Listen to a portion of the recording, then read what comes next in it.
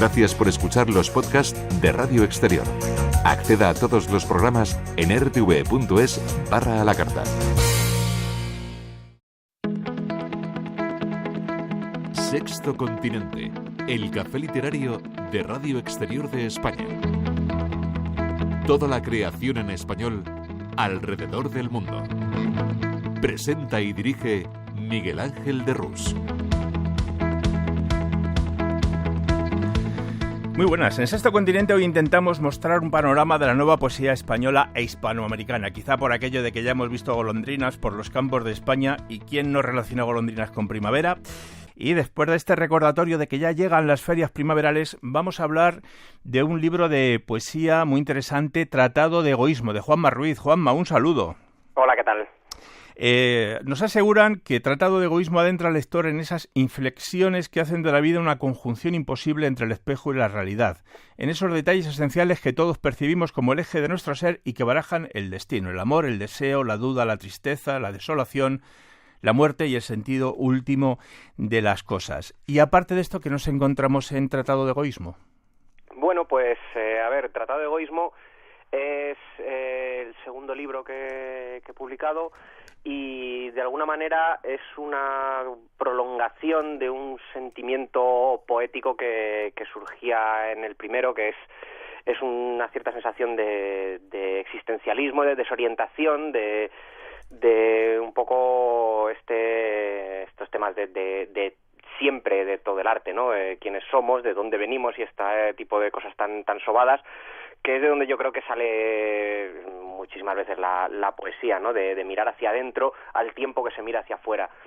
Y bueno, pues si aquel otro libro, ya digo, era una sensación de desorientación y de pérdida, pues como prolongación de él es un poco el proceso hacia ese encontrar un norte, encontrar un cierto camino, o eso es lo que he pretendido, ¿no? Es un libro que va, entre otras cosas, desde el desamor hacia el amor y creo que desde un cierto pesimismo hacia una visión más luminosa, ¿no? Uh-huh. Y bueno, al menos esa ha sido mi intención. Luego el lector es el que tiene que juzgar si está ahí o si él encuentra otras cosas que son igual de válidas, porque al fin y al cabo en la poesía no es solo lo que escribe el autor, sino la conjunción de eso con lo que el lector pone de sí mismo, ¿no? Eso de estar un poco que no sabes hacia dónde vas, no te preocupes, es por la edad. Eres muy joven, 35 o 36 años, hasta los 40, que ya coges la depresión de los 40 es lo normal, que estás un poco que no sabes hacia dónde vas y luego ya te da igual y es para peor. O sea. Sí, ¿no? Pasamos de la desorientación adolescente hacia ya el de perdidos al río, ¿no? Efectivamente, se dice en el prólogo que la de Juanma es una poesía culta, sí, pero eso no significa que no sea una poesía que el lector no sienta cercana, llega profunda y suave hasta el alma de quienes asoman a esta colección de versos ardientes, limpios. ¿Más influencia de la poesía clásica o más influencia de las nuevas corrientes poéticas? Pues te diría que de todo un poco, ¿no? Al fin y al cabo, la poesía clásica es donde está la base de muchas cosas, donde creo que tiendo hacia métricas muy cerradas últimamente, sin perjuicio de que haya verso libre en algunos poemas y demás, pero yo sé que tiendo mucho hacia el endecasílabo y algún alejandrino y tal, que pueden remitir más a influencias clásicas, pero creo que para nada. Creo que también hay cosas pues de la generación del 27 en adelante hasta, bueno, yo qué sé, creo que puede haber algo de Ángel González, quiero decir, influencias, o sea, ni pretendo compararme con algunos monstruos de la creación, ¿no? Pero sí, creo que de todo. Para mí mi libro de cabecera en cuanto a poesía se refiere es Poeta en Nueva York, y creo que ahí Lorca, pues por ejemplo, también conjugaba muy bien lo que había venido antes con lo que estaba por venir en la poesía, ¿no? Y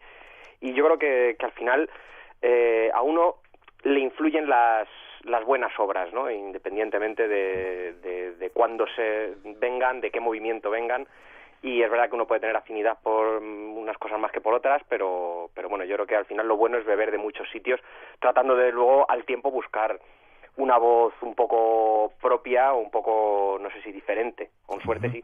Entre las muchas cosas que has hecho en la vida, crítico cinematográfico de la revista Caimán Cuadernos de Cine, profesor en el Máster de Crítica Cinematográfica de la ECAN, has participado en libros sobre temas audiovisuales y has hecho un corto que solo por eso no lo he visto, pero creo que este corto ya te salva para la eternidad, La 12ª hora, porque estaba protagonizado por Paul Naschy.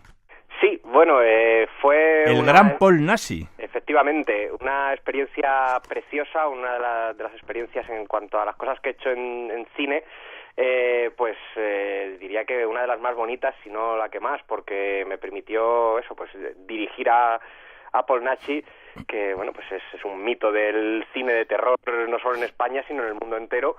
Y bueno, pues esto surgió como un proyecto medio amateur, en la universidad, con un compañero de universidad, como práctica de una asignatura, pero esto empezó a crecer y de repente, bueno, pues se nos fue un poco la cabeza, yo creo, y empezamos a contar con nombres un poquito más importantes, empezamos a darle un poco de lustre y bueno, pues sí, tuvimos a Paul Naschy, tuvimos a Ismael Serrano, cantautor, haciendo un pequeño papelito, y tuvimos a Juan Luis Álvarez, un narrador, presentador de los programas de cine de Telemadrid, por ejemplo, y bueno, pues lo de dirigir a Paul pues fue una maravilla. Además era una historia relacionada con Nosferatu, la película de Murnau, es decir, que el cine de terror estaba muy dentro, muy presente en el corto, y Paul pues nos prestó generosísimamente su presencia, esa presencia magnética que llenaba la pantalla solo con plantarse delante de la cámara, y luego pues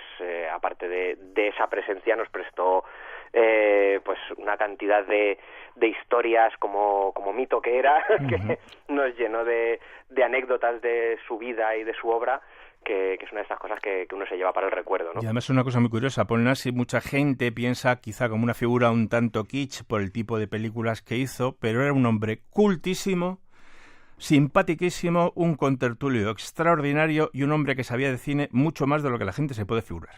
Ah, sí, bueno, él está claro que sus influencias ahí venían sobre todo de las viejas películas de la Universal, de monstruos y tal, pero era una persona que había leído muchísimo, que era una máquina de citar libros, autores, películas, ¿no? Y efectivamente también una persona muy, muy generosa y muy agradable, porque una de las cosas que yo siempre digo es que alguien que había sido en los círculos que fuera, pero había sido eso, uno de los grandes del cine de género dentro y fuera de nuestras fronteras, siempre se prestó a colaborar con cineastas noveles, siempre estuvo dispuesto a echar una mano, aunque solo fuera pues eso, estando, sabía que su presencia pues daba un plus a cualquier corto de un cineasta que estaba empezando perdón, y él siempre se prestó a estar y prestó su tiempo con esa generosidad. Bueno, mientras que vas buscando alguno de los poemas del libro para que nos los pueda leer, desde aquí mandamos un abrazo a Paul Naschy. No sabemos si estará en el cielo o en el infierno, si es que existen, o dónde puede estar, pero estés donde estés, Paul, un fuerte abrazo de todos los que hacemos esto continente con admiración. Y Juanma Ruiz, pues nos gustaría que nos leyeras algo de Tratado de Egoísmo. Muy bien, pues bueno, voy a leer uno de los poemas entonces. Un poema que se llama Almirante Benbow, que es bueno, pues era aquella posada a la Isla del Tesoro, ¿no? Vivía el inocente Hawkins al inicio de la Isla del Tesoro. Cautivo abandonado, a mi suerte o a tu sombra, apenas un semitono por debajo de lo bello, rozando con los dedos la templanza. Lejos quedaron ya mis manos oferentes, pasearé otros bulevares y posadas, utopías desplegadas entre su aire y mi sudor, el mapa político de mis ciudades oscuras, topografías de la derrota en trazos malcontentos, sudados, esquirlas que abren surcos en la rabia, gritan un nombre, pero ¿cuál? Y dejan su marca negra, el almirante Benbow de mi inocencia añeja, y otra vez el tiempo apremia, pues su horizonte es metralla, pues mi esperanza es veneno. Muy interesante, Juanma Ruiz, y te voy a pedir un último poema de Tratado de Egoísmo para la audiencia del Sexto Continente. Pues otro poema llamado Decibelios. Si acaso algún cronista, febril, meditabundo, volviendo a sus espaldas la vista temblorosa, me tendiera sus manos en gesto compasivo, robándome las tibias cenizas del recuerdo. Si acaso es que mis huellas, al fin fosilizadas, ardiente trilobite es testigo de otro tiempo, se revalorizaran cual óleo sobre barro, volviendo a ser recodo en el fin de los caminos. Si acaso sucediera que el fondo de otros ojos reflejara invertida mi fantasmal silueta, no habría sido en vano el acopio de sudores cosidos como plumas en un atrapasueños. Y ahora, en esta coda que narro a vuela pluma, mis últimos latidos, sus suaves decibelios, tendrían dignidad de gesto puro y libre y no el sabor ferroso de la insignificancia. Pues aquí tenéis una cierta idea de qué es lo que os vais a encontrar en Tratado de Egoísmo de Juanma Ruiz. Mucha suerte con este libro, muchas presentaciones y muchos recitales. Muchísimas gracias. Un abrazo. Un abrazo.